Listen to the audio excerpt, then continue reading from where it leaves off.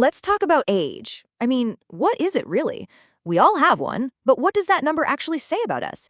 Is it just about the candles on your birthday cake, or is there a whole lot more going on? We've all heard this one, right? Age is just a number. It's a classic thing to say, maybe makes you feel a little better when another birthday comes around. But is it really true?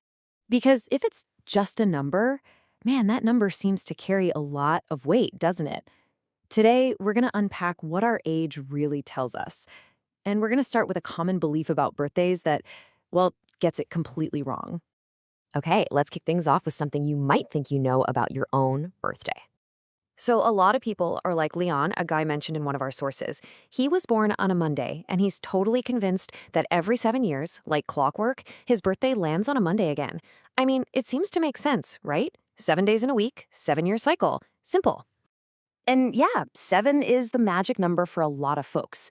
It just feels right, it's neat, it's tidy, but it's also wrong. Our intuition is kind of leading us down the wrong path on this one. So if it's not 7 years, then what is it?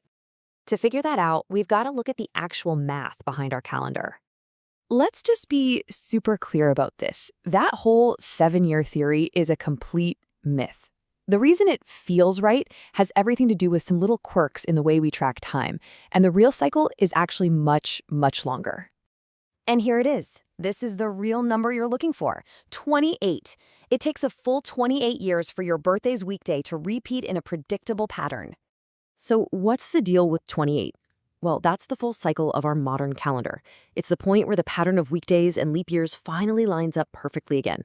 So if you were born on a Monday, you've got to wait 28 years for it to be a guaranteed Monday again. Okay, let's break this down because it's actually pretty cool. So step 1, a regular year isn't a perfect 52 weeks. It's 52 weeks plus 1 extra day. Now, because of that single day, as you see in step 2, your birthday creeps forward 1 weekday every year. But then, and here's the curveball, we have leap years. Step 3 shows how they throw in a second extra day, making your birthday jump forward 2 weekdays.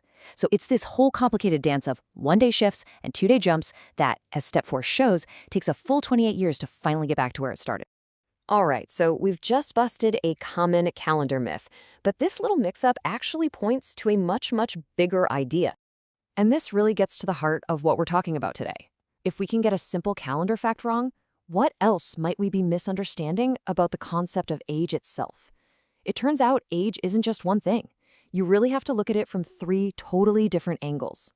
And these are 3 ages. First, you've got your chronological age. That's the number.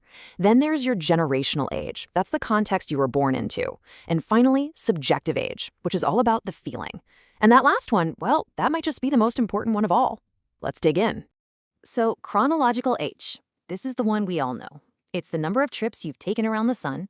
It's what doctors look at for health risks, what the government looks at for when you can vote or retire. It's a simple, straightforward measurement of time. But here's the thing.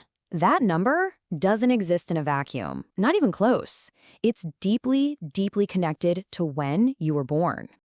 And this chart lays out the difference perfectly. On the left, your chronological age is all about your personal journey, your biology, your cognitive stages. But over on the right, your generation, that's about your collective journey. It's the shared history and culture that defines the world you grew up in. One is about me, the other is about the we you're a part of. I mean, your birth year really does set the stage for your entire life.